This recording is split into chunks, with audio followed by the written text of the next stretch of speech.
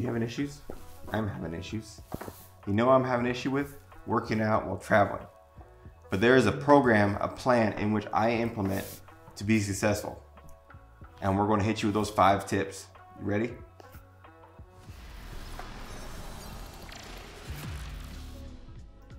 Welcome back to ANIMUS. Today we're going to be talking about our top 5 fitness tips.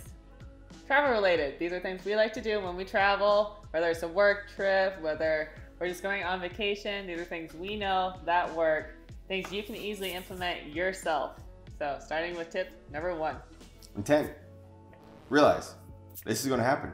Don't matter if I'm working, whether I am spending time with family, taking some time off, hiding out. It doesn't matter. Realize routine does not stop because you want to stop.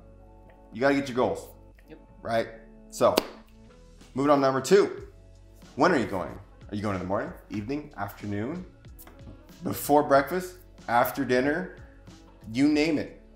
Get a plan. Decide on when you're going to go. Moving on to 3. Where are you going to work out?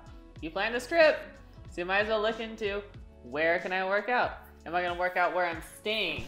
Is there maybe a fitness facility I can utilize? Is there a fitness facility I can drive to?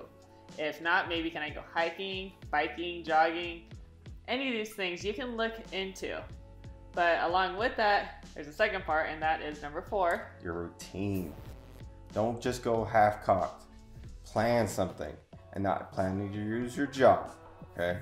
So, our body, lower body, chest, cardio. Decide and execute. That's the goal. That's why you're going to the gym in the first place, is to actually get a good workout done. But this is all mute unless you do tip 5. So we got tip 1, 2, 3, and 4. None of these mean a thing unless you implement this last tip, which is very important. Nutrition.